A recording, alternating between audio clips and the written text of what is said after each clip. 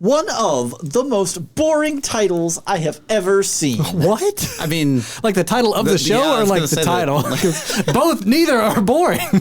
It tries to create an atmosphere of drama and empathy for the characters, but in my opinion, this was not done. did we watch the same show? I don't think so.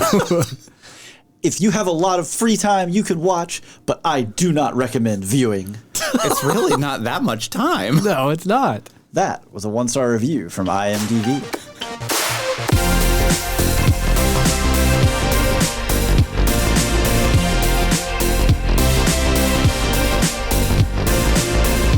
Hello and welcome. We are Spoilers Intended, a podcast about series and films. I'm Steven, joined as always by Andrew. Hello. And Ryan. See ya, Space Cowboy. I'm going to carry that weight. Oh. That's right. If we haven't just given away with all this, we are reviewing Cowboy Bebop, one of the... Not the live action. We've already done it. We reviewed the live action a long time ago. I did. It was actually one of our first episodes. It was early on. Oh, gosh, it made me so sad. I think it was our third episode, actually. We did Ghostbusters 2. Did we just immediately do... I think we did, because that was right when live action Straight came into out. Bebop, I think we did 1 and 2 as one episode, and then the new Ghostbusters. Yeah, so okay, yeah, so it was still episode 3. Man, reaching into the Wayback Machine here. Anyways. Yeah, this is the anime version of Cowboy Bebop. Bebop. 1998, the good 1999. version. This is one of the formative anime for Western viewers who weren't going and getting brown bag VHSs from Suncoast. Well, and basically... And for some that were. basically anyone that's in the ages, I'd say, probably of like 45 to 30. You took me back with the brown bag comic. We were kids. Like, where are we going You with get this? that VHS and they put it in that brown bag at Suncoast. Don't show your mother. It's like it's a liquor bottle. Anyways. All right, well, before we jump into just some basic info on the show, gut check reactions to this show, 26 episodes of anime. I love this show. It might be my favorite anime of all time. Right? Okay, I'm not gonna lie. I did not know what Ryan's actual opinion was on the show one way or the other. I didn't expect him to come in that hot. Yeah. Well, this is going to be real awkward. Andrew, this time rewatching let's it make just the sandwich, Andrew. further solidified that fact. Yeah. I have mixed feelings about this show. I mean, Okay, mediocre is okay. No, I'm not going to say it's mediocre. There's a lot that is really good about the show. There's a lot of stuff that I don't like about it. I have opinions on that line up with it, but my gut check is I love this show. Yeah, I love this. I met vehemently. I met Steve Bloom I was dressed as Spike, so he could sign a poster that I had of Spike. Well, see, now that's just unhinged. Come on, dial it back a It was little. awesome. That does sound awesome. So let's just talk about just a little bit here. Little info. Quick synopsis. This could be like any show basically. The futuristic misadventures of an easygoing bounty hunter and his partners. Okay. Didn't tell you anything. I mean, what else would you do for a short synopsis though? Like that's not great, I mean, but like you could just say broke bounty hunters try and live. broke bounty hunters try and live. What if you're always hungry in space? Yeah, in space. Bean Sprouts the anime. No, bell peppers and beef. Bell peppers and beef. Yeah. So Broke bounty hunters try to live in space. Okay. Anyways, what else? So this is directed by, and Andrew's going to have fun and correct me on every name I pronounce. Directed by Shinichiro Watanabe. Yeah, it's close enough. Who has a lot to his credit. Yeah, he does. He's a very prolific anime director, creator person. Did he have anything big before this? Yes. What was before? So he worked on the Dirty Pair OVA. Yes. Which is pretty big. Mobile Suit Gundam Stardust Memory 0083. Yes. But he was a key, I think, for 08 The Mist, or 0083.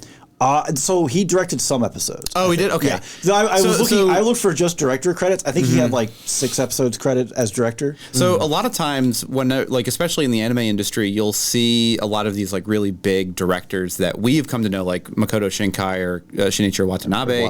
Like they'll basically guest direct stuff just so they can show their chops to people that they're trying to pitch their own shows to, and then they get greenlit because you're like, oh, that was a really banger episode. Good episode. Yeah, and probably prior to that, they were probably a key animator. Yeah, most of the time there's some kind of animator or something like that. Yeah, which is kind of cool to see. That you have that progression in a career, right? Yeah.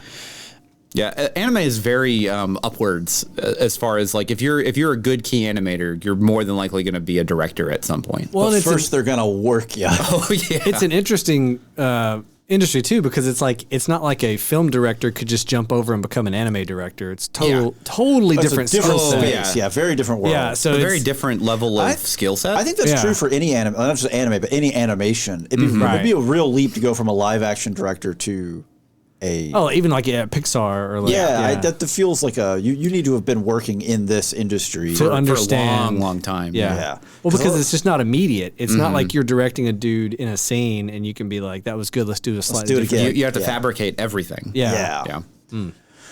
So if you watch this subbed, Andrew, this stars Koichi Yamadera, Unsho Ishizuka, Megumi Hayashibara, and That's close enough, yeah. Aoi Tada. So Megumi, she's basically Rei's voice actress for Evangelion. She's Lena Inverses for Slayer. She's like probably one of the most prolific from the 90s. I recognize the name. Yeah, so. she's in everything. But that hits your four main characters, essentially. If you watch it dubbed, you're talking about Steve Bloom, Bo Billingsley, Wendy Lee, and Melissa Fawn. See, I like how you assume that I just watched it in the sub this time. I did. I've watched it in the dub multiple times. Right, but did you watch it this time in the dub? No. Okay, what do you mean? Hey, that's almost like I know how this works. The thing for me is that like Steve Bloom specifically, I hear him as Spike. Yeah. Every other anime where he's in, I'm like, stop. You're Spike. Yeah, well, so he has a very unique voice. He does. Yeah. It's like a very like mellow timbre. I don't know how to describe it. Yeah, but it's like for me, it's like David Hayter doing Solid Snake, or like Optimus Prime. Oh yeah, Peter Cullen. Peter Cullen. Yeah. Yeah, but I thought you were gonna go with like H. John Benjamin or something like that. No. Yeah, he just sounds like they himself. just hired him to be him. But like David Hayter, Wild. I've heard him try to do other voice acting in video games. So I'm like, stop. You're Solid Snake. I can only hear Solid Snake, like. And now Steve Bloom does have some roles. I think his Wolverine is a little bit more. Yeah, and for then, sure. Zed from Rebels is a little bit different. Yeah. But like for the most part, I agree.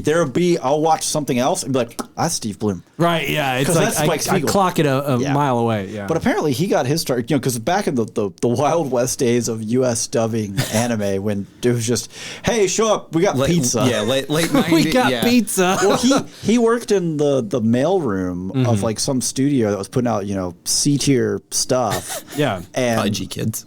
It was not G Kids. No, I can't remember who it was. But somebody was just like, "Hey, you've got a really deep voice. You should audition for." It was not this. It was some other role for a different anime. And they were like, what he says is they showed him a clip of two aliens fighting, and one of them rips the other's arm off. They're like, "So what does that sound like?" And so he was just like, "Ah," and so he just did something, and they're like, "You're hired." Perfect. Done. No notes. Yeah. Yeah.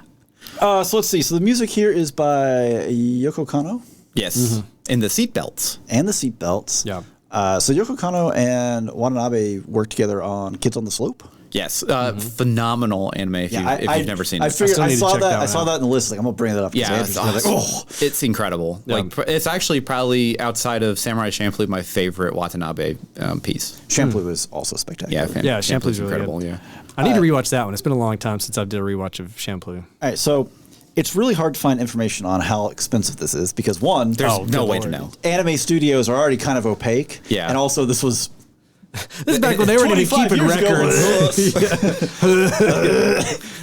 So I'm gonna throw out to y'all. How much do you think it costs per episode? Per episode? Episode. I'll say $3,000. Oh gosh, okay. I'll go. I don't know. Like I really Andrew have has no concept of how this economy works. $25,000. I'll go 50,000. Wow. Okay. So I saw this and was like, wow, that's so cheap. And y'all are just like trying to bankrupt the studio over here. No, I just have no perspective. Yeah, that's what it is. So it's roughly $130,000 an episode. Oh wow, that's really expensive. Dang. Right? That was both, again, coming from recent streaming shows that we've done where we've looked at how much it costs per minute. It costs like 3 episodes per minute of some of these shows that are coming out on streaming. Like over $2 million to make this? Something like that, yeah. Roughly. See, my mind immediately went to Godzilla -1, and I was like, that was way lower than we thought. Like 10, 12 and that million. was this year. So I was like, back in the 90s, and it's anime, 50,000. Yeah, that's the thing. I honestly don't have any kind of like, even though I watch definitely the most anime out of all of us, like I don't have a concept of like how much it actually costs to make an episode of anime. Is it Schitt's Creek or is it Arrested Development? Like, well, it's a banana. How much could it cost? $10? Schitt's Creek. Oh, yeah. I always will put those two shows together for some reason. Yeah. So yeah, obviously there's not really any box office for it. No. It has spawned. They had one movie. Yeah. There was live action, and many other. There's a concurrent manga that came out with it. Oh, I actually didn't know that. Yeah, so it came out slightly ahead of the anime's release, but it was made weird. concurrent with the show. Yeah. And it actually apparently tells different storylines. It does not. It's the same characters, same universe, different stories. Huh. So it's similar in the episodic nature of the show itself, which made me kind of want to be like, well, I kind of find one of these check now. that out now, I don't feel like a fan anymore. I'm assuming that it's translated, like actually printed translated. Surely. I mean, as popular as Bebop is here. But you never know. You never know. Like they're like again, Outlaw Star wasn't super popular here or really anywhere, but there are only 3 volumes. He said or anywhere. There's only 3 volumes of it out, and it's not English translated, and it's been out for over 30 years. They've had enough time for one person to have done this, learn Japanese and translate it. Yeah, and it just doesn't exist. So let's open it up. Spoiler-free thoughts here, gentlemen, on Cowboy Bebop. I think that I'll just go ahead and get my hot take out of the way. Real quick, sorry. You can get the manga in America. A box set version of it translated to English is $898. Oh, okay, gotcha. So it's not printed in any kind of capacity. Well, maybe I can find this digitally. Sorry, continue. Now I feel really bad because I'm like, but I want it. No, you don't want it. You don't want that much? Not that bad. You want that much? But I also want it. All right, sorry. Go ahead, Andrew. Yeah, no. So I think that the show excels at a lot of things, and I think that most of most of the strongest episodes are the ones that are multi-parters or that have carrying storylines over between, I'll say like not 3 or 4 different episodes, but basically you have one level of backstory here, and then you have another episode later that is also the backstory that connects to it somewhere. And I understand that they wanted it to be an anthology style show to where not everything is connected for the most part. Yeah. But I think that the show excels when you do have those. And I think if they would have basically taken the 26 episodes that they had and made it 13 2-episode long arcs, stories, the show would be a lot better. So I think it's so frustrating. So I like this show. Yeah. And over the years I've probably seen this 10 or 15 times. Like a lot. I've watched this show a lot. Yeah. And every time I watch it, I'm always wanting something more from it. Yeah. And I know it doesn't have it for me. Right. If that makes sense. Because I know that the nature of the show just doesn't exist to expand on a lot of the things. And it's not that I want it. They give you hints of it. Yeah. And they're like, but anyways, look over here. But I think the real problem is that the episodes that are only one singular episode have enough there to be 2 episodes to be more interesting and just to be better. Not because expound more. Not because I'm like, oh, it didn't give me enough. It's just there's more than enough here to give me 2 episodes to where you can still have a very satisfying small arc that is anthology style, not serialized, and still be really compelling. I don't disagree with you on a lot of levels there in that, like, I think looking at the series, I love every episode. Like, all of them are my children. 2 episodes where I'm just like, I could take it or leave it, but almost every episode is entertaining in some level or another. Even the episodes that you're like, take it or leave it, I'm like, I kind of love it. I'm in it. But I had multiple moments where I'd be like, oh, it's this episode. Midway through, I'd be like, yeah, this is good. I do like this episode. I do enjoy this. No, I'm the same way. And I was like, oh, wait, this is really good. I think what I would say to take, because we're doing like a shoulda, coulda, woulda, like a wishful thinking thing, right? I would say instead of having the arcs be like every episode needs to be like a 2-episode arc or more, this should have just been 2 seasons. It should have been 50 2 episodes. Oh, okay, so 2 full course. Then you have like more space to develop everything a little bit more, and you have some one-off episodes still. Yeah, you don't have to have because everything that's the be thing a is double. like there are some one-off episodes that are basically perfect. Like, could you imagine if you had a 2-parter for like Mushroom Samba? Oh, yeah. No, like, that's perfect. You don't need something. Plenty. But, and that's the thing is like the anime, like, so the biggest thing when we've been going through like all of our space western stuff for anime. Right, yeah, I guess I didn't mention that. This is the the third capper piece, to the Outlaw Star and Trigon. But the big thing is that here. Bebop production animation wise hits a floor that is very good for broadcast anime. Yeah, it just doesn't go low. When it hits the highs, it's really good, but for the most part, it stays very baseline good. Where like Outlaw Star is all over the place, where you have some of the best animation you'll see, and then some of the worst. Right. And then you go from one episode to the next, where I'm like, man, did they hire new animators? What's wrong with their shows? Sometimes it's in the same episode. You'll have a scene that's like, this rules. The next scene, you're like, is his mouth moving? So, like with Bebop, you have great choreography, really good direction. Watanabe does a fantastic job. The music by Yoko Kanno. The music is out out of control. Is insanely good. Yeah. Like definitely the best part of the show. And just every time I watch it, I always feel that I'm just lacking a little bit something more outside of a few pieces here and there, which we'll get to in spoilers. Yeah. So what I would say to that is I agree that getting these little dollops of world and story, and then like we never see most of these characters that they meet again. Well, and that's totally fine. I think the world building is fantastic. Well, what I'm saying here is I think if you tighten this up a little and expanded some episodes, you could create a more compelling main story. Yes. Yeah. But what I think stands out to me about the show is, and it's really hard to say these kind of words and not be like, put on my beret. Here we go. Here we go.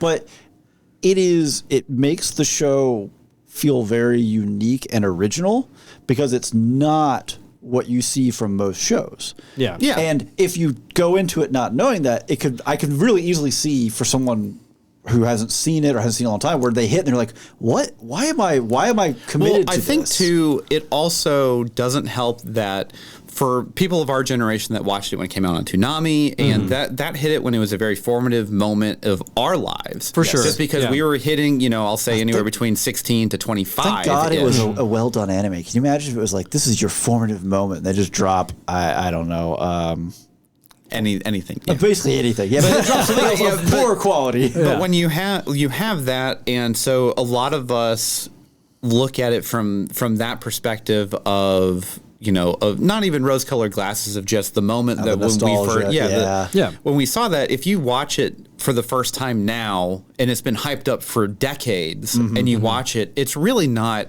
like, especially compared to modern anime standards. Like, let's say you've watched Frieren before you watch this.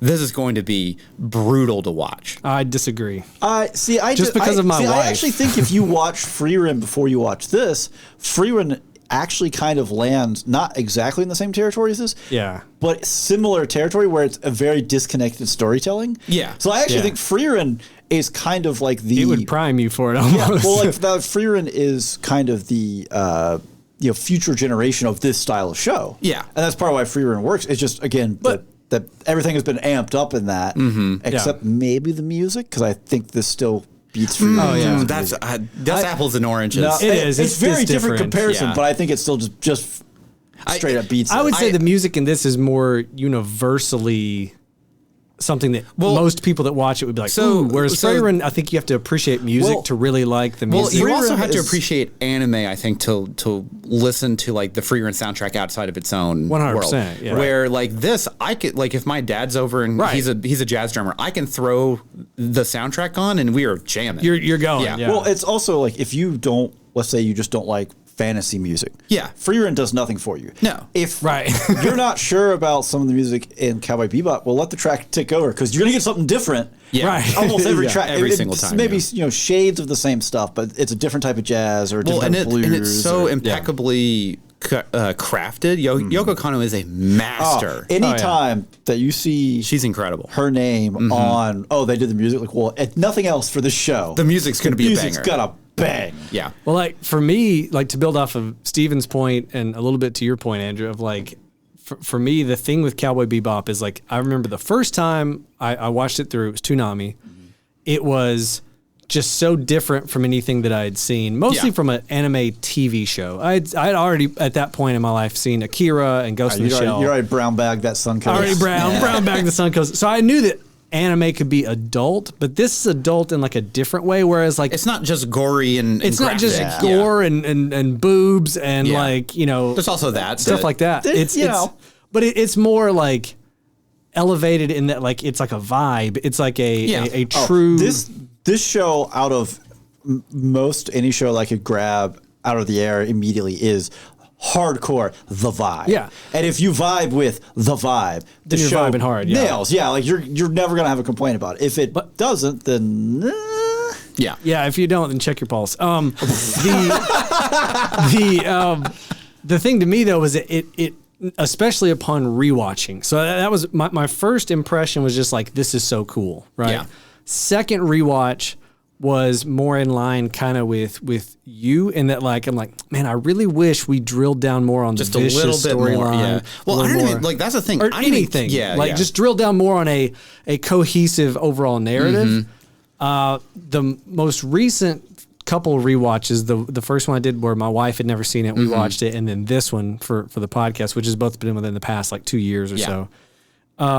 I appreciate it more and more for what it is, and I don't want it to be different. Like I'm like, I accept it. I appreciate it more because I think it's the dynamics of the characters feel like very real adult relationships. Well, it doesn't have like a, oh well, Spike and Faye are gonna get together. This is the there's no will the they, love won't triangle. they? Yeah. There's no like, not to knock on recent modern anime, but a lot of modern anime has kind of, to me, fallen into like categories for better or for worse on some shows. Not all of them. Like Freyren's an example of one that's like very good and it kind of breaks the mold. But there's a lot of them where you can kind of get the vibe of like, okay, I know what's going to happen. This is the guy, this is the girl. They're going to eventually get together. This is his best friend. That dude's going to betray him. You know, you kind of have like the dynamics based off you of basically just explained Outlaw season, Star. Yeah, the second season kind of intro hits and you're like, I knew it. I knew he was going to betray. Look at him in the intro. He's totally going to betray. Right, yeah. I knew it. I feel like this show does a really good job of having realistic relationships between Jet and Spike and Faye. Ed's just out there doing Ed stuff. Well, like Ed was definitely added as a different flavor, right? Sure. At some point, if all you had was Faye and Spike and Jet, right, it would honestly be too much. Right? It's like it might be, every night is steak. It's like, dude, at some point, good Lord, can I have chicken? I need something else. Anything. Yeah. But so just wrap my thoughts real quick. So like it is, I think the older I get and the more I rewatch it, the more I don't want them to do what you're talking about, because I feel like I like this where it is and how it exists. I feel like there's other anime that do what you're talking about and they can live over here. And that's kind of like I said, that's why I have mixed feelings with it, because like I'll sit, me being a reviewer with my little, glasses and pointy hat or whatever. Yeah. Pointy hat. Whenever it's all points. Whenever I look at the show, like just as a whole of what he accomplished, I think it's a very well done show. Whenever I say I want more, it's never been like, oh, I don't think that the characters were fleshed out enough or anything like that. Right. It's just, I know that there's more there. So I think the key thing here is what you're saying is, I want different. You're saying I want more, right? Like they gave you enough to be like, as a good appetizer, so where's main course? And then it's like, oh no, you paid too much for this. That is the meal. And that's kind of the problem with a lot of the episodes is there are some fantastic episodes that have really like dense characters that have good emotional payoffs, and some of them are just totally fine to be just a single episode and you can move on with your life. That's fine. Because every anime generally has that, but there are some in there that you're just like, there's just so much more here that you could explore. There's more meat on the bone. To make it really interesting and to have like these good emotional like beats at the end. And you still get those, but it's kind of like you're getting like 80% of it. See, I get those, but I think it's because, again, I've fallen in love with these characters. I've rewatched it so many times that I am putting my own emotions into the scene rather than the scene earning that emotion. Yeah. The thing I think, and this is kind of like a wrap up thought to keep it spoiler free, is like, especially from showing it to my wife, who is, I think this is the first anime she ever watched. This is the way I like got her into watching anything. I mean, it's especially for an American audience, it's definitely a good way to get someone into it. I don't even think it's just an American audience. I think it's this show does subtlety really well. Like, kind of like, and this is not a direct comparison, but like in Breaking Bad, how they show, they don't tell on a lot of scenes.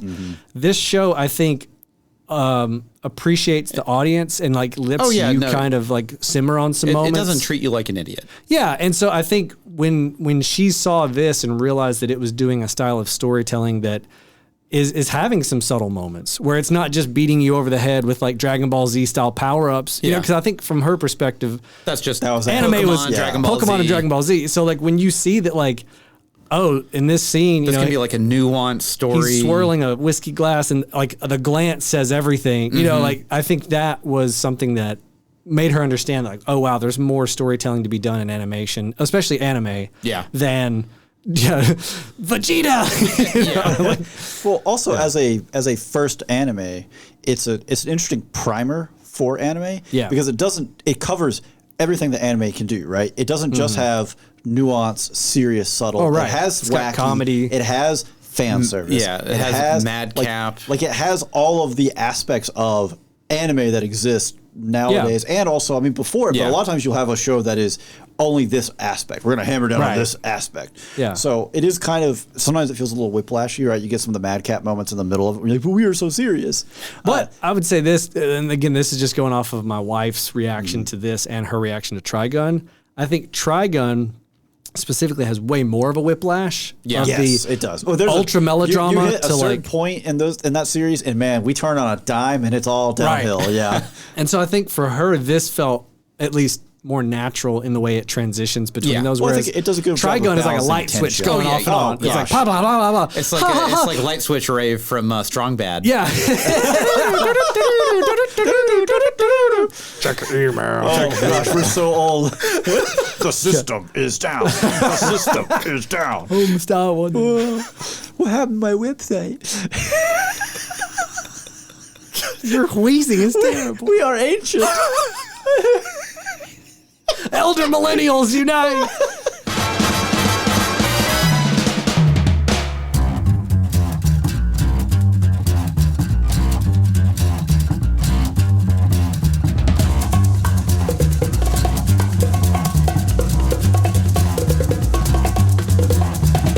I think it's time we blow this scene. Get everybody in the stuff together. Okay, 3, 2, 1, let's jam. Are you stuck next to Jupiter trying to get to Ganymede, just out of gas? There it is. We've all been there. Are you so tired of eating bell peppers and beef? Well, we can't feed you, but what we can give you is content. Feed the soul. We can feed your ears. We have a lot of content that you can listen to while you're just sitting here in space trying to, hitch a ride. Yeah.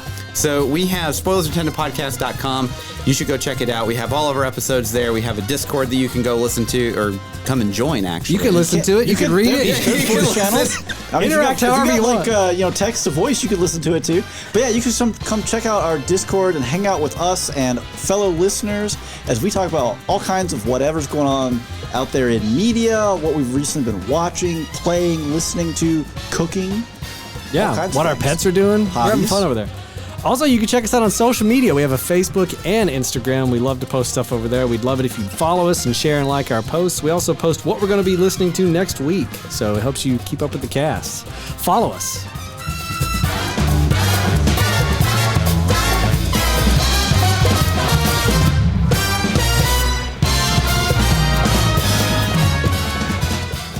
And we are back. We have made it to the hyperspace gate. We are punching through.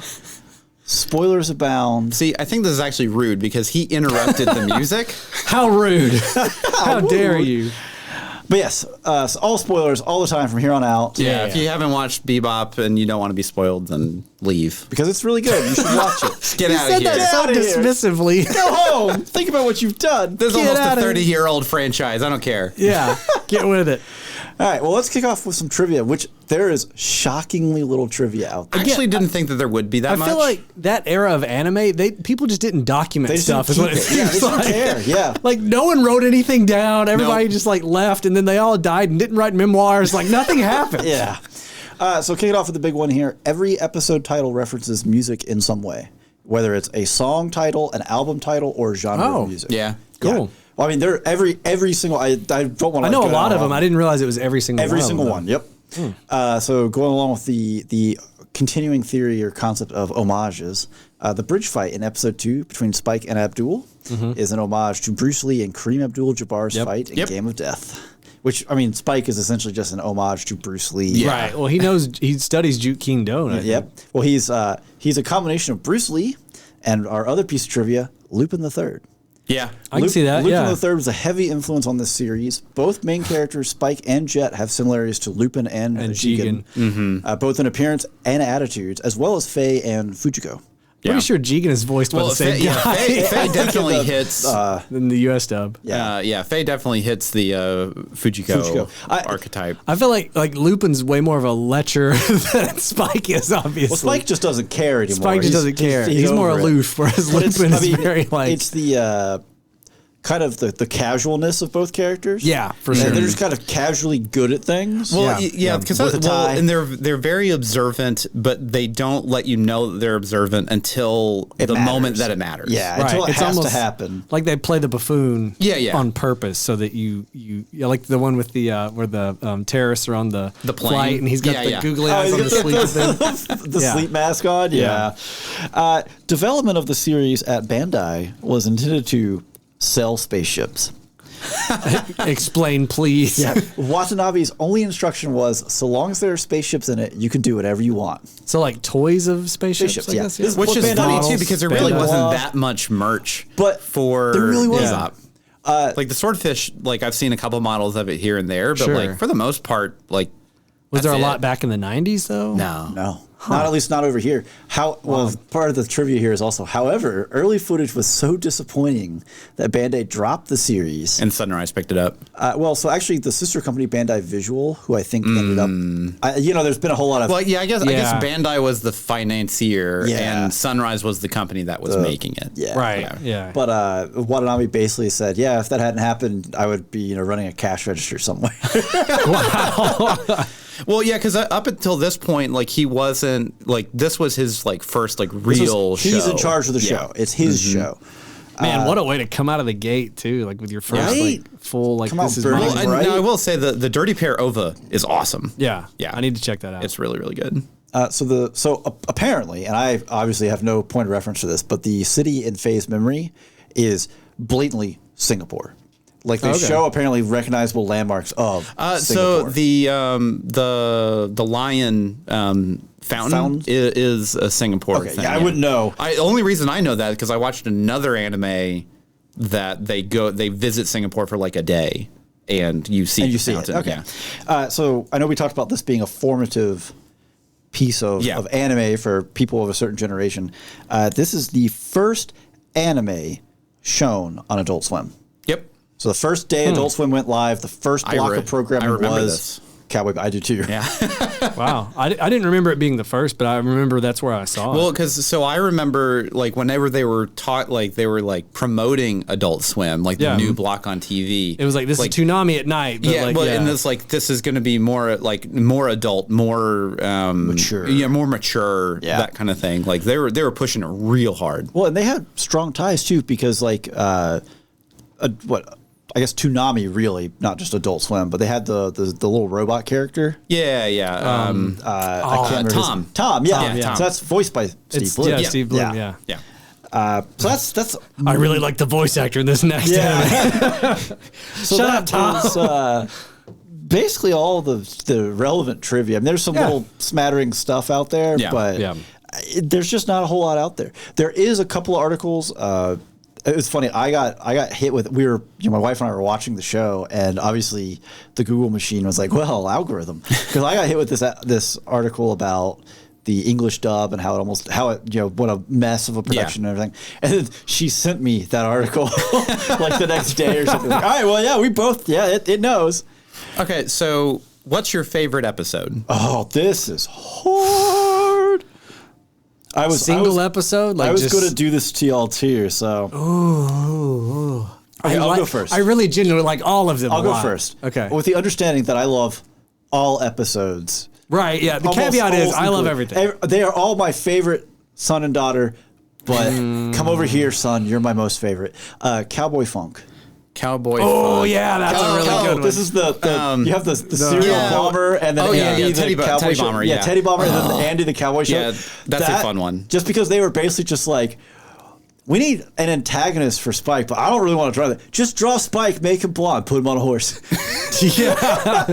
Cowboy Funk's a fantastic. That's a really good one. Just because it's so madcap insane. It's insane. The horse just the animation shows up on the elevator. Incredible. Especially the fight at the end when they're on the roof. On the roof. Yeah. Well, also I just love Jet and Faye's attitude towards where Spike's so mad at Andy. He's always messing. He's like, yeah, gee, I wonder who does that. Right. I'm nothing like him. I'm nothing like him. I would go Toys in the Attic. Toys in the Attic's love incredible. Toys It's in just the an Attic. alien ripoff, alien homage. It's so good. it's pretty like that's actually my second favorite episode is Toys in the Attic. I actually this was when we first started this rewatch. So when I can't remember when I started watching this a month ago or so, like just slowly getting through it. I looked up something about like episodes ranked, or I was looking up something about Cowboy Bebop and I saw that and I clicked on it and somebody said that like in this list, it was like Toys in the Attic was last. It's like, this is the worst episode. I was like, It's the same thing of people angry. like, I don't like the Fly episode from Breaking Bad. Shut up. It's incredible. Just get out of here. What are you talking about? But just a straight up just a bottle episode. Just ugh. Yeah. Right. I just remember reading it and being like, oh, and I got off that list so fast. Like, I will never, I blocked it on my Google. Like, don't ever show results from this. To be. All right, Andrew, what you got? What you got? Speak Like a Child. Ooh, that's a good one. You're going to hit all the Faye. So basically, Speak Like a Child hits hard, though. It does. It does. Speak Like, or all the Faye episodes, Faye-centric episodes are my favorite, just because, one, I love Megumi Hayashibara. She's a fantastic voice actress, and she really brings Faye to life. But I love Faye's character because she's, I think, the most fleshed out of the entire cast. Well, I mean, of the cast, right? Of the cast, we get 4 backstory episodes for her. Ed barely has a backstory. You get one real. Ed doesn't really like. Ed counts. Ed counts. Yeah. Jet, you get a little bit of backstory. You get 2, and I don't like either of those episodes. But like, also, they're all right. You really don't get. You get 3 of his. You get like. Shui. Feng Shui. That's backstory at the end of the day. It happens in the present, but it's all backstory related. But like, you never actually really get a bunch of, even what the snippets you get, you don't get his backstory. Yeah. Spike, the backstory is supposed to be the main driver of the story. You get a lot of hints, but not a lot of, you don't have an actual flashback. Yeah, where right. Faye, you have like 2 full basically episodes that are dedicated to her, and the best part is or Speak Like a Child. She's like in it barely. Right. It's not even her episode. It's actually really smart storytelling. She's actively avoiding it. Yeah. Yeah. Well, so the thing that I like about it, and then the one with her and Ed where their stories wrap up right before the finale. I have a big problem with that Woman? episode. Hard Luck Woman. So I have a problem with that episode because you have both essentially Faye's ending and Ed's ending all in the same episode, and it splits the time too much. It should have been a 2-parter. They deserve it just as much as Spike does. I think Faye and Ed should have got their own piece. Absolutely. If there was a discussion about it, my guess would be that they were like, we can't do a full Ed episode because no one would watch it. And so they were like, we have to put it in with the Faye episode. I think Ed's or not no one would watch it, but like I would Mushroom Samba is kind of an Ed episode. But at that point, but at that point, they would have already had maybe some feedback from that episode, Possibly, right? Because this is probably could have been. Right, should have been a weekly production. Yeah. And that may have been the driving factor. It was, well, we can't just it's hard to do. So Ed, in the episode where we are introduced to Ed's father and all that, right? Mm-hmm. There's some serious stuff going on in that. Yeah. But Ed's not a serious character. Yeah. Right? Ed exists as the counterpoint to these 3 people who have have PTSD and trauma. They all have different levels of Ed doesn't have that because she's still young. Even though she's had terrible things happen to her, we learn about it. Yeah. She's still just carefree, whatever. Because we actually don't know they. It's a she. Is it? Yeah, they say it at one point. Well, no. So in the English or the Japanese translation, they call her a she the entire time.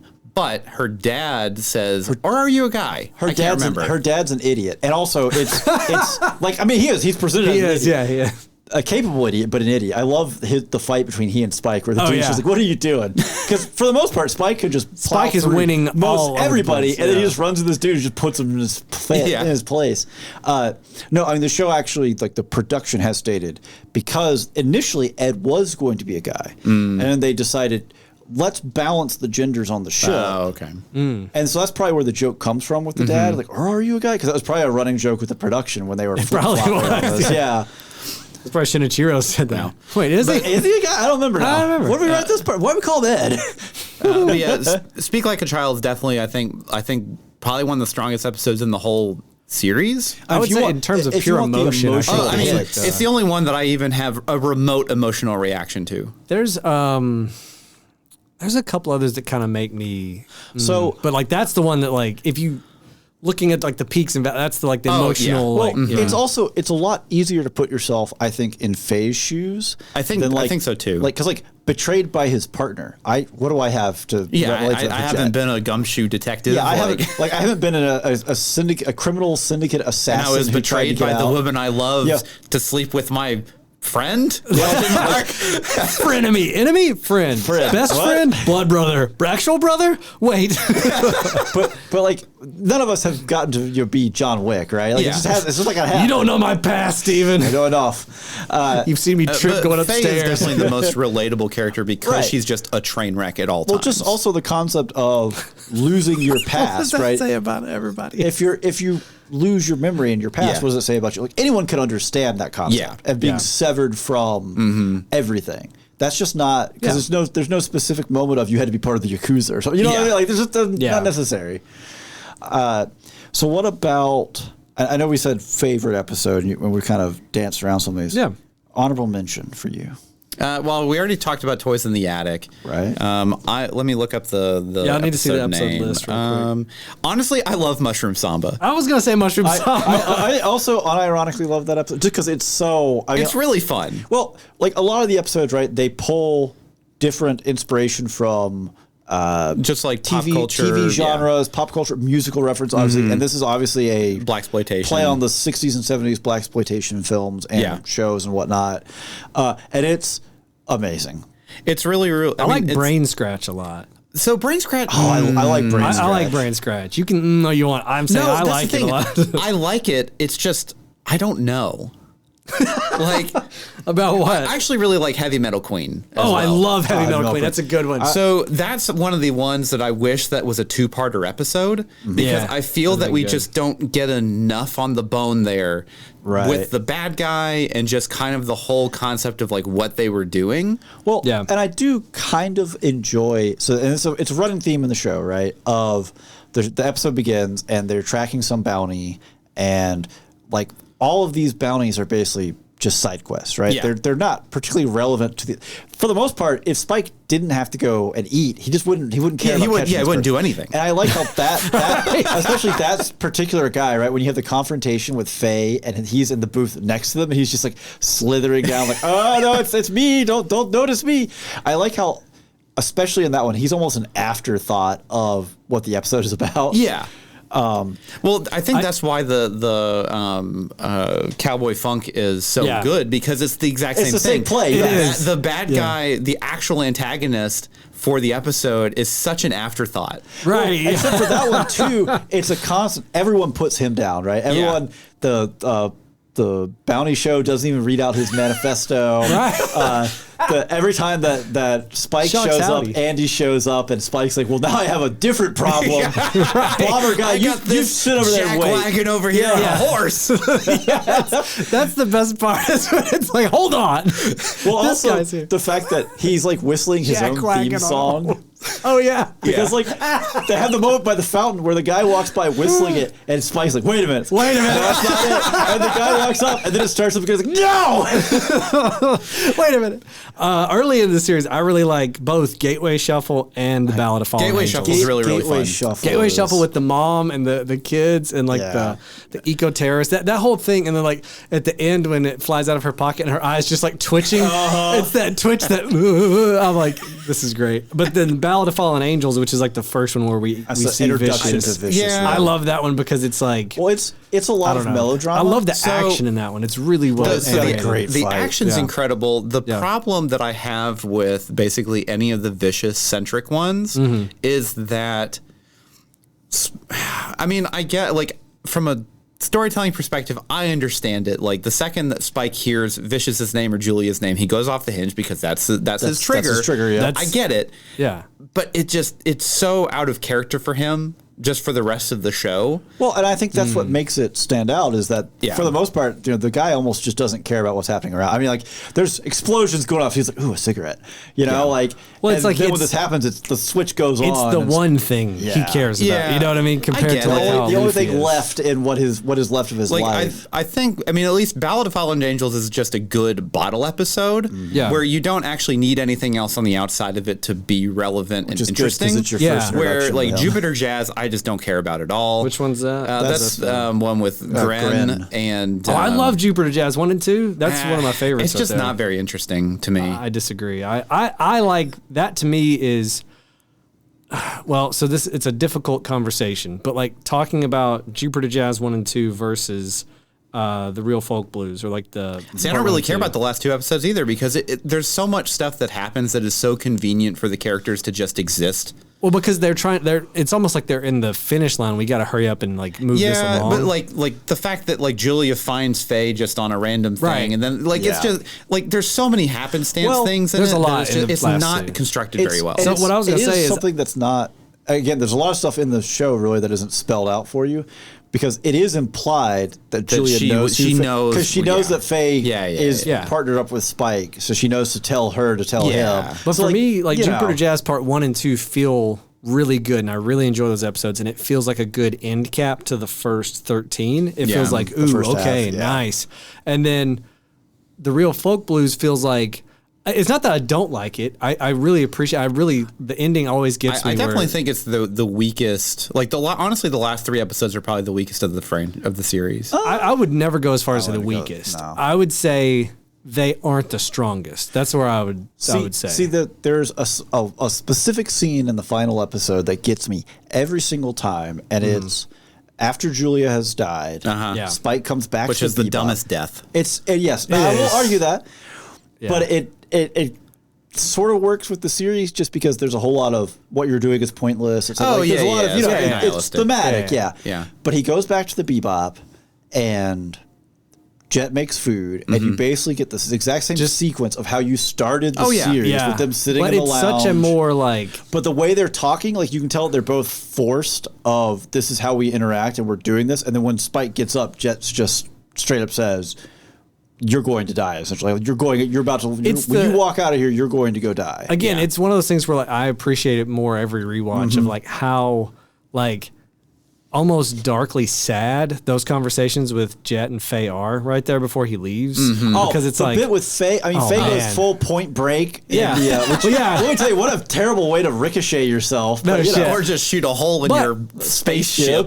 But for her though, too, it's like she says in that scene of like, I just got my memories back. I'm realizing I have nowhere to go. This is my family. Now you're leaving. I got finally at the end of this series and that's where it feels like a real adult relationship where like things aren't always cookie cutter happy ending. We're not tying a bow on this. But that conversation with him and Jet always gets me because again with Jet, especially you've had a couple things like in Jupiter Jazz and other stuff where he's like, "Fine, leave. I don't care about you at all." Where's he going though? Is he gonna be all right? What can I? Like it's like Jet is that dude who's like he secretly really cares. Well, so I think my biggest issue that I have with this show is when I look at the episodes from a construction standpoint of like this is just the episode of how they chose to tell the story to us for this episode. Yeah.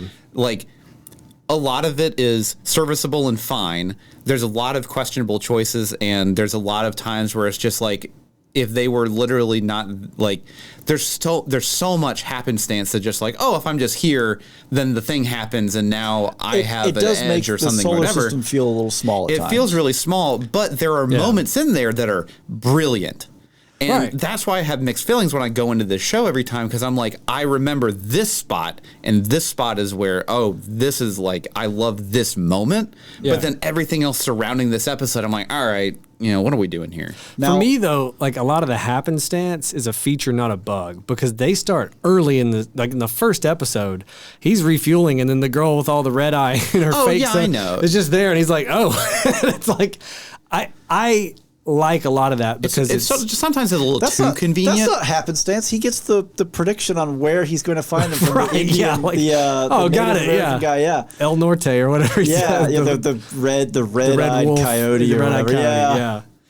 Coyote, I see what you're saying. I guess for me it doesn't matter. Like I don't see the happenstance and the convenience as like this is so pitiful. I just see it more like, okay, this is the show. This is what the kind of story they're telling. Because like, it's efficient from a storytelling perspective. It is. So you don't have to shoehorn in. Or well, I can see very easily if someone was like, okay, we need to drill down and give reasons for this person, like Julia being here to see Faye. It just gets boring. Then it gets bogged down in exposition. Now you're losing minutes in your episode. Well, and that's kind of the thing is like, that's where you need maybe one extra episode on some of these to really, to where you don't have to have it be a convenience. Right. Where you can actually have some story reason why this person's here or something like that. I 1,000,000% think if this was 2 full cores, 52 episodes, you could do that kind of storytelling way better because you could set things up and you could explain. And it doesn't necessarily have to be a 2-part episode. It could be this episode and 3 episodes later we touch on this again. We explain how that happened. That's why like Faye's backstory episodes are so works, well done. You get it spaced out. Because you get them spaced out. It's not just like, oh, these are going to be the next 3 episodes are all about Faye. Right. Yeah. It's like you get a piece here, a piece there. And like, now they would have had way more runway to do that for every thread instead of just certain ones. Yeah. For sure. All right, so Andrew hit y'all with hit us with that favorite episode. Yeah. I'm going to hit y'all with favorite fight because I think every action sequence in the show is strong, essentially. It is. Yeah. Like even the from spaceship battles to your hand-to-hand, your gunfights, it's all strong. What is It's all executed really well. I can tell you mine right now. Pierre LeFou. That's in Spaceland? It's fine. See, I think it's just because he's such a he's too unconventional. Anime. He's so out of left field. Yeah, he's it's too so anime different. for me. It to me, it's like it's the first fight where Spike is up against somebody where I'm like, I don't know what to tell you to do. Here, like I for at least for me, I feel the same like sense of desperation of like, what is this guy, the Terminator? What's happening? Like, what do you? I don't know. Like everything else, you'd be like, Spike, we'll just go, Jeet Kune Do him or whatever, or shoot him here and here. So my Funny Valentine, the dog fight between Faye and Spike. Oh yeah, that's a really good. It's one. incredible. Yeah. It's like probably one of my favorite, like just animated, like kind of like aerial quotation marks battles. Like it's just really well done. Honestly, every in-flight battle, they're all really good. Look really like the way the bullets track, the tracers and the arc of it. Yeah, all of it looks good. It like there's the space that they live in is just liquid, which is fine. Yeah. It's not realistic by any means. It's got some weird inertia happening inside of it. Yes, it's a cartoon. Why would that matter? Like. It has to be at least somewhat grounded. No, it doesn't. Anyways, Jupiter Jazz Part 1, the fight in the alley when he goes off when they call him vicious fun. And he's like, ugh, and you're like, oh, y'all don't even know. I look like I got money? He slams that thing and you're like, oh man, he's wearing this pink comically like pink coat. The puffy jacket. Yeah, do I look like I got money? Then he just like pow, pow, he like just goes off. I always love that one. What's yours, Steven? So I really like I think it's in one of Andrew's least favorites. I think it's 25. But it may actually be in 26. Just what is it? It's when Vicious is in the chamber and the elders are finally betrayed. Yeah, that's episode 26. That is 26, yeah. But that's the bit in there, just the confusion of the betrayal as everyone's shooting each other and then Vicious showing up on the one elder and just slashing him across the face. He puts the sword at eye level. And you're like, oh, and then he goes, and you're like, oh. Yeah, like that move. Because like there's a few times where the show pulls punches in how like what it shows you. Yeah. Yeah. And I mean, if you watched it on Toonami back when it aired, and initially, I think there were 6 episodes that technically would have rated TVMA, and they were all edited down to be TV-14. Yeah. Right. Yeah. That's probably definitely one of them. Probably Ballad that of Fallen scene. Angels That is one, probably Ballad of Fallen Angels, yeah, for probably sure. Jupiter Jazz, almost guaranteed. Well, mostly they just Yeah. had even Ballad of Fallen Angels doesn't really have. There's only like 2 scenes that are actually violent, but it's really they just have to edit out face boobs. Yeah. Although I don't think they did actually. Oh, really? Well, like Yeah. her in the evening dress. Yeah. one? Evening dress? No. I'm pretty sure that pretty sure they sequence is showed in that. there. I'm quite certain But that me at the in, very mid high end- school was like, hello. Well, hello. No, at the very end, it gets really bloody. well, he pops the dude right in the forehead. Right. They definitely, I feel like, edited Yeah. that out. Because I feel like I remember later, upon watching it not on Tuna or Adult Swim, being like, oh, this scene ripped. I don't remember this being like this. Hardcore, yeah. Yeah, the dude in the head, I was like, oh, what? Or like So, the bits yeah. where Spike is running through the building at the end and leaving C4 behind him. Yeah. Oh, it's such a good sequence. Yeah, I mean, honestly, because you don't really get Spike is so casual for so much of it. You don't. The couple of times when he's just like When he turns it on, go to 100. yeah, Everything I've got here. The Spike fights was- are it makes you Well, Spike was just John Wick before John Wick was John Wick. 100%. Oh, absolutely. yeah. Yeah. No. I can't remember who Baba Yaga. who made John Wick, the director or whatever. But either way, they watched that. and were like, clearly, oh, yeah. Clearly, yeah. like, I mean, But I do like when he is leaving the C4 behind, like on the escalators and stuff, when he's infiltrating the syndicate, and you're like, okay, yeah, that's kind of. because you have the Yeah. moment of like, Yeah. what, dude? How many mags do you have in your phone? What are you actually gonna do here? And he's like, bomb, bomb, bomb. Yeah. Thanks, Teddy. Bomb, bomb. So before we just exit this, because we have mentioned this a couple times, music. Yeah. Yes. Oh my gosh. Okay, Let's- so let's- what are your favorite tracks that isn't Tank? That isn't the intro. That isn't the intro. Bad Dog No Biscuits. Bad Dog No Biscuits is really good. Let me play Give a us little give us piece a of that. small clip of that taste Yeah. of biscuits.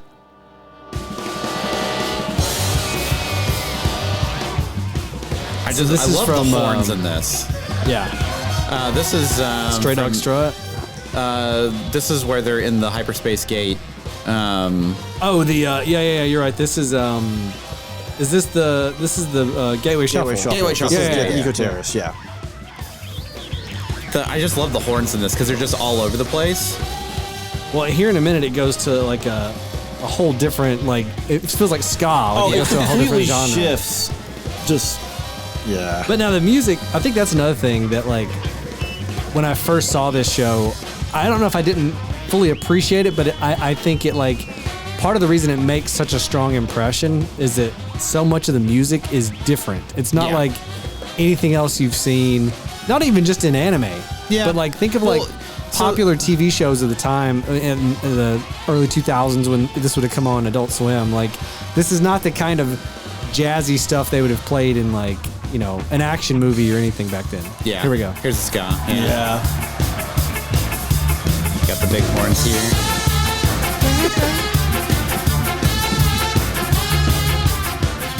Yeah, that one's. What about you? What do you like? Too Good, Too Bad. Too good, too bad. Where does that hit? Oh no, this is Gateway Shuffle. This is Yeah, I think is Bad Gateway Dog No Shuffle. Biscuits is when they're chasing Hein. I was gonna say Yeah, Bad Dog Stray No Dog Biscuits Strut. is episode Yeah, 2. yeah, yeah. Yeah. This is Gateway Shuffle. Yeah, this is Gateway Shuffle.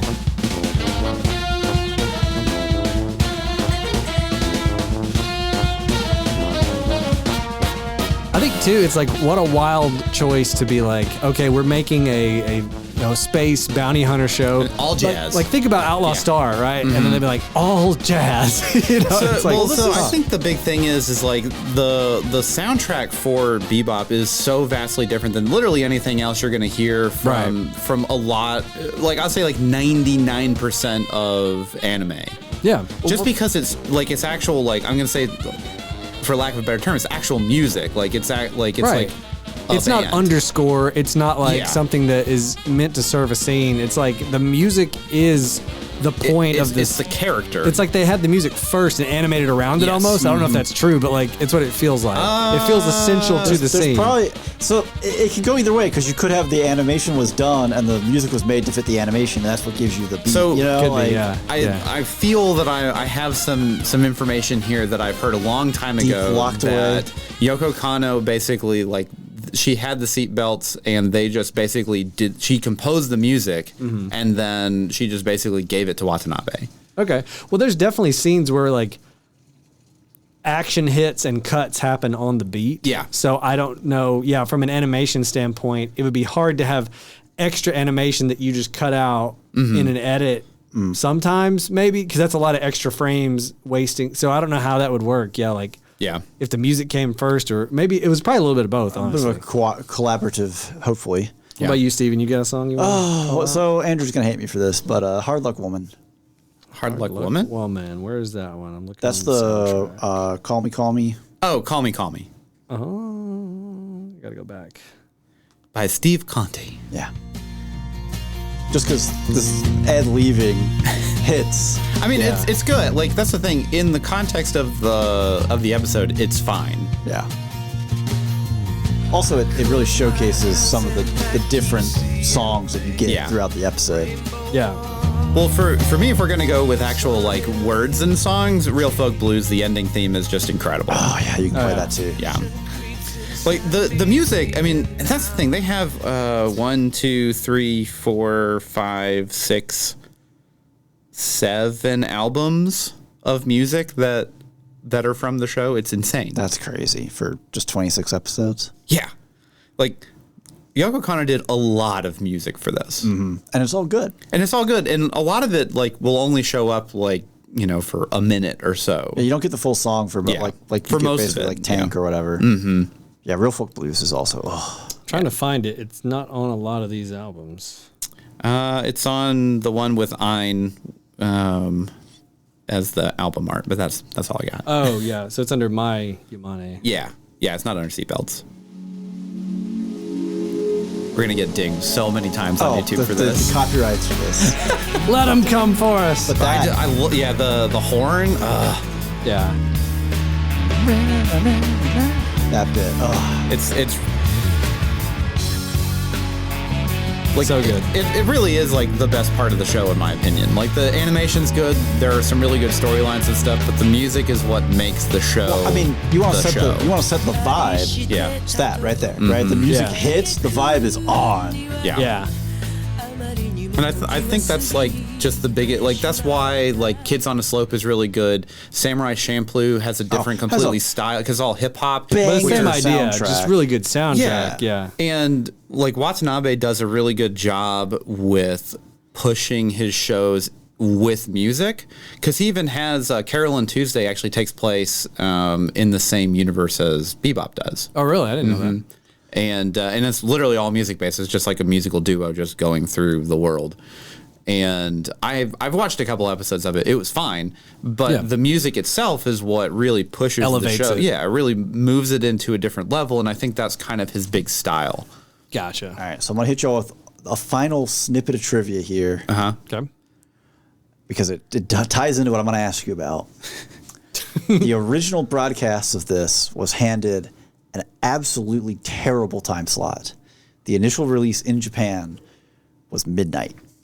Oh wow, That's actually really, really rough. And it built up such a following because again, this was not streaming. You couldn't catch it tomorrow on Netflix. Where it built up such a following that there were people just legit. They were staying up till midnight to watch it. Yeah, or setting their VHSs or whatever. The TiVos. Yeah, I don't think TiVo existed yet. Yeah, no, it's just DVR VHSs. wasn't a thing. Yeah, it was literally you had to record it or miss it. So it built up a following with that. Like people talk about, oh, you were moved from Wednesday to Tuesday time slot. What a killer! It's at 7 p.m. It's like my show goes on air at midnight. We had a midnight show. So with that having been said, would you recommend this? Would you have watched it at midnight? Would you rewatch it? I wouldn't have watched it at midnight. I definitely wouldn't have set it. Well, okay, I take that back. If I was, I'll say like 18 to 20. Yeah, I mean, I would have set aside the time to watch it weekly. Oh yeah, I would have watched it at midnight, no problem at that. I mean, that age, yeah, being young, I was up past midnight anyway. Well, yeah, because I'd say, I mean, like even when it was on Adult Swim, I'd set aside time to watch it. Well, and even when it was an Adult Swim didn't kick on until 10:30. Yeah, something like that. 10:30, something like that. I don't remember exactly. It wasn't like it started at 8 p.m. or something. Yeah, so. But we were kids, what's staying up till midnight? Yeah, we don't have to pay taxes. It's fine. Oh, bills, no taxes is great. Who cares? Who cares? So, would you recommend? Would you rewatch? Yeah, I mean, I definitely recommend. I mean, this is kind of on the top of the list for anyone that hasn't gotten into anime but is curious about it. This is a very good show to watch. There are a lot of good things about it, and again, I have misgivings for it just because maybe I've seen it a lot, and there are just other shows that I like better. But I think that this is a fantastic intro and just a good show to watch. That if you like, there's nothing really objectionable about it unless you don't like Faye's outfit. I don't know. Not only that, just there's some violence that like if you're not into violence, like there's definitely some violent episodes here and there. I would obviously definitely rewatch it, definitely recommend it. I think again it depends on the type of person you're recommending it to. Like I don't think my wife would have watched it without me. Yeah. Just because she doesn't really watch content like dark or more. Even though there's a lot of comedy in this, like it is like the overarching themes. But you have to kind of search for the comedy. You do a little. It's not as overt as like some other stuff. But I think if you are a fan of anime and you've never seen Cowboy Bebop, you've never gone back, definitely watch it. I feel like it's a seminal piece of anime history. It's a foundational piece for the genre. Yeah. Just like I would recommend, and this is getting a little wilder, if you're a fan of anime and you've never seen some of the classics, I would say watch Evangelion. As esoteric and crazy as that is, I feel like even if you don't like it, it's important to understand that it happened. I think this is where Bebop shines, that it can prime you for stuff like that. I would never say start with Evangelion. I'm saying if you're a fan of anime and you haven't seen some of those, don't start ever with Evangelion. Well, the reason I say this is because Evangelion, right? There's a lot of stuff in it where it's like, I don't know, I don't feel like telling you. Deal with it. This won't be happy. Did you take a theology course? I hope you did. Yeah. Bebop does a lot of the same stuff though, where it's like, I'm not going to explain this for you. Figure out or don't. Yeah. And not every story has a happy ending, right? Like it doesn't. And I think again that whole bit where this show runs the gamut of what anime can offer you. Yeah. And if you aren't familiar with a lot of different anime genres or tropes, you can very easily say, well, this is what I really liked out of Bebop was the music. Okay, cool. We can recommend you some stuff. Well, I really liked the action. Cool. We can recommend you some. I really liked the dark tones. Well, we can. It's a really good launch platform. It is. Yeah. Of like, what did you like? I have 8 anime in that lane that I can. Yeah. So obviously, I'm gonna rewatch it. We've got the DVDs at home. I've got posters. I have. Pajamas. He's got a toothbrush. He has a very expensive Figma of Spike that sits in his computer on top of a acrylic piece that has the swordfish on it and has the "you're going to carry that weight" line on it. Yeah. Wow. Oh yeah. No, I've he likes really Bebop. liked this show a lot. If that hasn't come through in this, I don't have any Bebop memorabilia. I hope your computer doesn't overheat and melt it. It does not. Be It very stays careful. very cool, frosty. Okay. Good. Also, apparently, I just really like red spaceships or red ships. I mean, the swordfish is a cool swordfish design. and Porco Rosso. Yeah. Both nailed it. Anyways, So 2 for 2? 2 for 2. I don't know. I'm sure I can go with more. He likes the Outlaw Star. Yeah, fair enough. Enough to get a tattoo? No, Coward. I have no tattoo. Why would I ever get a tattoo? Anyways, on Coward. that note, Stolen valor. Tell him, Andrew.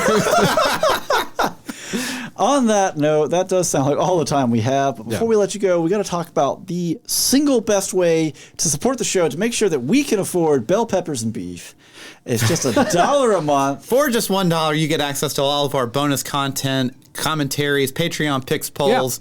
We have all sorts of great episodes on there. Let me read some names off here. Yeah. We got a haunted game show. That was a fun one. That one's pretty recent. I actually had a lot of fun with that. We basically me and Andrew had to guess like which place was more haunted. So Steven would basically describe 2 places and we had to figure out let me which ask one. you this. Do you think the White House is more haunted than some axe murder house? The Villisca Axe Murder House, or however Ryan said it. We had some issues. We got CEO Fight Club where we fought CEOs and we might get sued over that episode. So don't tell anybody about it, but listen to it. It's fun.